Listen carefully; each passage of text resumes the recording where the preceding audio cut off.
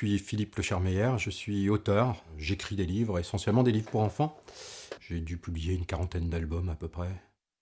Je me pose pas trop de questions quand j'écris, vraiment pour savoir pour qui je vais écrire. Donc moi j'aime assez bien l'idée que mes albums vont être lus par tout le monde. Des gens me le disent, il y a l'album traîne sur la table du salon et puis tout le monde le prend, la mère, le père, les enfants. Et j'aime assez bien ça. Je pense qu'une bonne histoire, c'est une histoire qui peut se promener, qui peut intéresser tout le monde.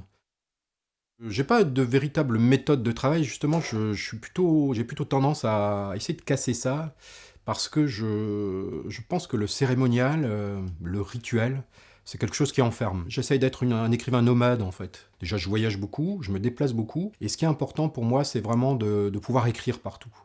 Et trop de cérémonial, c'est trop de rituels, c'est un peu piégeant. Moi, j'aime beaucoup travailler dans le train, par exemple. Donc j'aime assez bien l'idée que, un peu comme un aquarelliste, voilà, il se trimballerait avec sa petite palette et tout ça, et il pourrait vite croquer tout ça très vite dans un carnet, et je peux écrire partout. Alors, des cahiers, j'en ai plein, hein. Là, ça en est quelques exemples, mais j'en ai des centaines hein, depuis que j'écris. Ça, c'est un cahier plus sur le lexique, où je vais souvent faire des recherches de mots et qui va me permettre de corriger mon texte et de le rendre un peu meilleur ou de trouver le mot juste, hein. Des fois, je vais découper certains articles qui vont me permettre de... Parce qu'il y a une idée, là, il y a quelque chose qui percute. Donc je vais être sur certaines phrases que je ne vais pas nécessairement utiliser, mais qui vont pouvoir m'aider, peut-être pour m'inspirer dans une écriture. C'est un peu fouillu, ça doit ressembler un peu... C'est assez labyrinthique si quelqu'un essaie d'en faire quelque chose.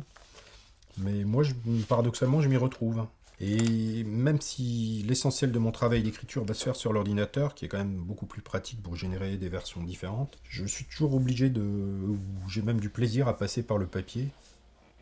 Il y a des directions que j'ai l'impression d'avoir beaucoup explorées, qui étaient par exemple tout ce qui était fragmentaire, comme par exemple pour Princesse oubliée ou inconnue, Graines de cabane, toute cette série d'encyclopédies poétiques, où vraiment c'est plein de petits bouts de texte et j'imagine des constructions complexes pour assembler tout ça de façon cohérente. Et explorer des choses, essayer des choses, j'aime bien expérimenter, ça c'est important pour moi, essayer des choses, tenter des choses.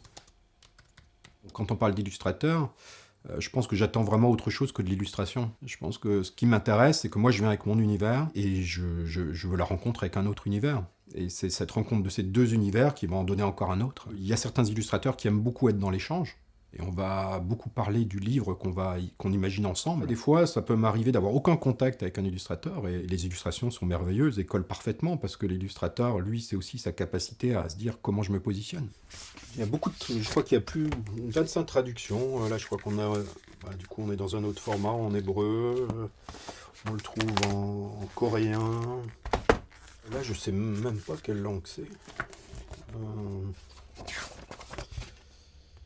Ma foi, c'est une langue mystérieuse.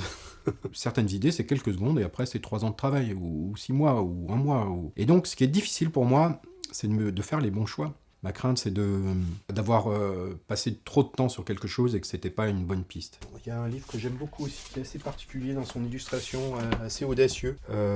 Naya, où j'avais envie de travailler sur une vision de l'Afrique un petit peu différente. Ça, j'aime bien essayer de renouveler toutes ces choses-là. Je pense que j'arriverai jamais à un moment où je me dirais, bon, bah maintenant je vais arrêter d'écrire, parce que j'ai tout écrit. Ça me paraît important. Et plus que de me dire un jour, tiens, ben, je fais le dernier point. Voilà, tu as fini. Philippe, tu as terminé, tu as écrit tout ce que tu avais à écrire, tu as dit tout ce que tu avais à dire. Ah bah, je serais bien embêté, je serais très triste et je me dirais, mince, je perds presque ce qui me constitue, quoi. Donc ça serait dramatique pour moi. Mais je pense pas que ça arrivera.